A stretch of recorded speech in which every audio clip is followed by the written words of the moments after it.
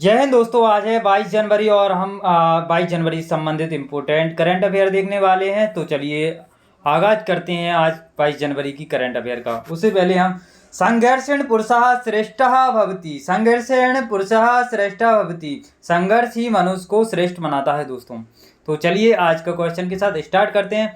हाल ही में मणिपुर सरकार और त्रिपुरा की स्थापना दिवस कब मनाया? तो हाल ही में त्रिपुरा, मेघालय और मणिपुर का स्थापना दिवस कब मनाएगा? तो कब मनाएगा? 21 जनवरी को मनाएगा। ठीक है ना दोस्तों।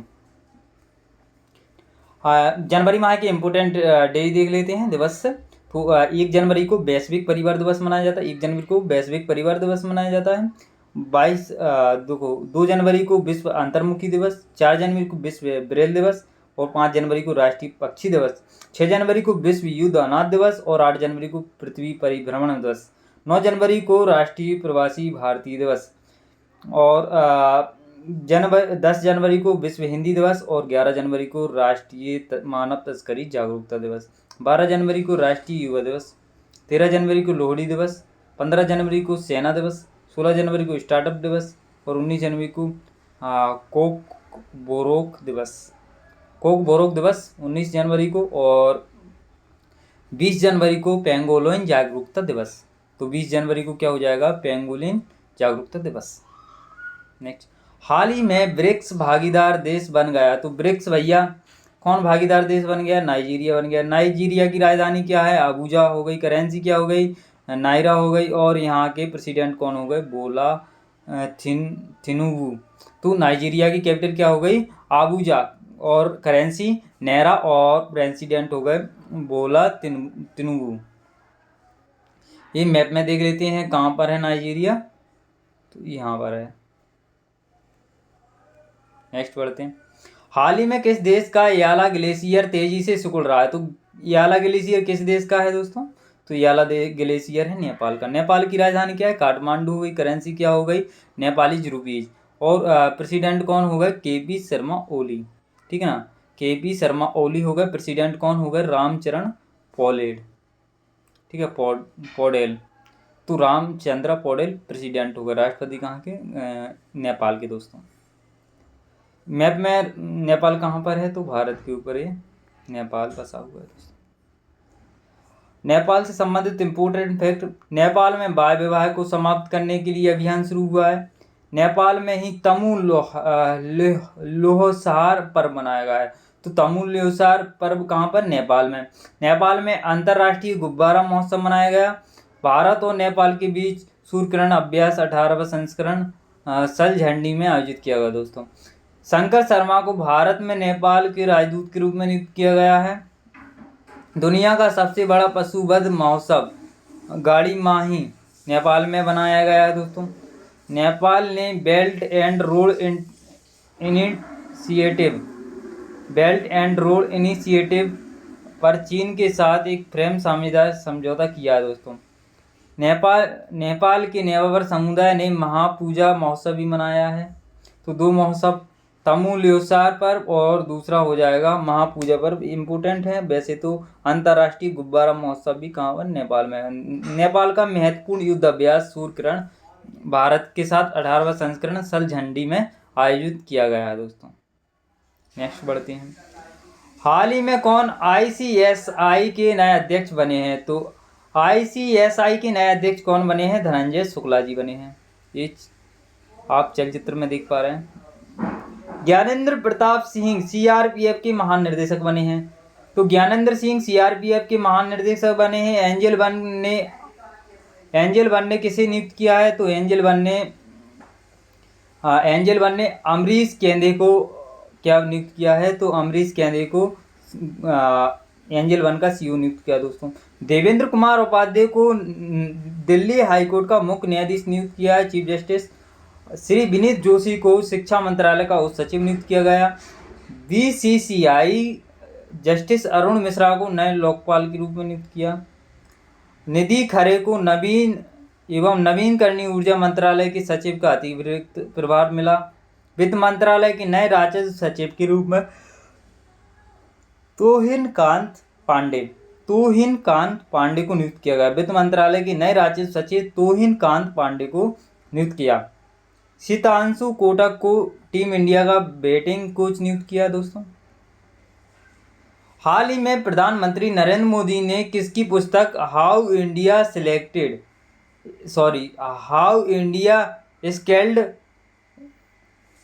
G20 का विमोचन किया है? तो किसकी है भैया? अमिताभ कांत की है।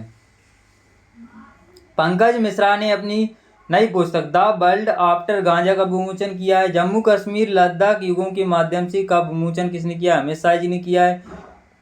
गौरी ग्रोवर के द्वारा लिखित पुस्तक द अनएंडिंग जज life and legacy of justice A.N. Grover का विमोचन किसके द्वारा किया है? गौरी ग्रोवर के द्वारा। गजेंद्र सिंह शेखावत ने new Bharat Modi vision and development नामक पुस्तक लिखी है दोस्तों।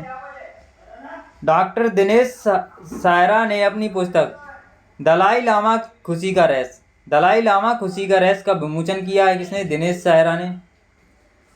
मणि कोटवाल के द्वारा लिखित पुस्तक बियॉन्ड द हिग्स बोसोन का विमोचन किया गया दोस्तों। देवेश कुमार धोड़ावत के द्वारा लिखित पुस्तक मां मदर का विमोचन हुआ। हाल ही में किसे BSF का अतिरिक्त पुलिस महानिदेशक नियुक्त किया गया है? तो इसका राइट आंसर हो जाएगा महेश कुमार अग्रवाल। मुझे बुक का नाम से याद है। तो BSF का अतिरिक्त पुलिस महानिदेशक कौन हो जाएंगे? महेश कुमार अग्रवाल। आशीष नैथानी को उत्तराखंड हाईकोर्ट का न्यायाधीश के रूप में नियुक्त किया गया। इसरो का नया अध्यक्ष V नारायण हो गए। सिग्नेचर ग्लोबल के नए CFO के रूप में संजीव कुमार शर्मा नियुक्त किए गए दोस्तों।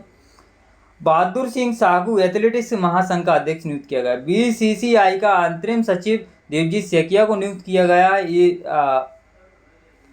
जैसा कि तेंजिंग यांगी अरुणाचल प्रदेश की महिला IPS बनी हुई हैं। और भारती कुलकर्णी ICMR राष्ट्रीय पोषण संस्थान की नई प्रमुख बने हैं। मनीष सिंघल को एसोचैम का महासचिव नियुक्त किया है दोस्तों। हाल ही में कौन दुनिया का 7वां सबसे बड़ा कॉफी उत्पादक बना है? तो भारत बना हुआ है। इससे पहले पेरू था दोस्तों। और अगर पहले की बात की जाए कि पहले स्थान पर कॉफी उत्पादक में प्रथम स्थान पर कौन है? तो ब्राज़ील है। क्या हो जाएगा? ब्राज़ील प्रथम स्थान पर हो जाएगा। भारत 21 देशों का टेक्निकल सेमिनार होस्ट करेगा दोस्तों। 2024 में साइबर हमलों का दूसरा सबसे बड़ा लक्ष्य देश कौन बनेगा? भारत बना है। दुनिया का तीसरा सबसे बड़ा मेट्रो रेल नेटवर्क वाला देश कौन बना है?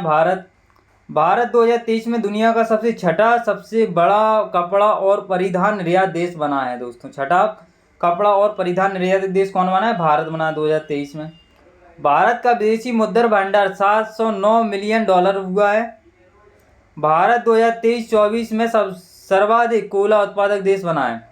भारत के पहले बायोटेक बिटुमेन राष्ट्रीय जलमार्ग का उद्घाटन नागपुर में किया गया दोस्तों। हाल ही में India open super badminton tournament 2025 में महिला सिंगल्स का खिताब किसने जीता है? तो राइट आंसर हो जाएगा एन सी यंग हो जाएगा राइट आंसर। हाल ही में 27वीं अंतर्राष्ट्रीय कांच कांग्रेस 2025 का आयोजन कहाँ किया गया? तो दोस्तों इसका राइट आंसर हो जाएगा कोलकाता। केंद्रीय विज्ञान और प्रौद्योगिकी राज्य मंत्री जितेंद्र सिंह ने कोलकाता के विश्व बंगला कॉन्वेंशन सेंटर में 27वीं अंतर्राष्ट्रीय कांच कांग्रेस 2025 का उद्घाटन किया है दोस्तों। हाल ही में फ्लेमिंग फेस्टिवल 2025 का आयोजन कहाँ किया गया है? तो फ्लेमिंग फेस्टिवल का आयोजन आंध्र प्रदेश में दोस्तों किया गया है। नेलापट्टू अभ्यारण्य में संपन्न हुआ। 4 साल बाद इसका आयोजन प्रत्येक 4 वर्ष में किया जाता है। आज का प्रश्न रहेगा दोस्तों, हाल ही में VK सिंह ने किस राज्य के राज्यपाल के रूप में शपथ ली है? तो VK सिंह ने किस राज्य के राज्यपाल के रूप में शपथ ली है? तो ये आपको कमेंट में बताना है दोस्तों। कल का जो आंसर था उसका उत्तर आज देते हैं हम। किस राज्य ने महिलाओं को मुफ्त बस यात्रा प्रदान करने के लिए शक्ति योजना लागू की है? तो किस राज्य सरकार ने किया है? तो इसका राइट आंसर हो जाएगा Karnataka. Thanks for watching this video.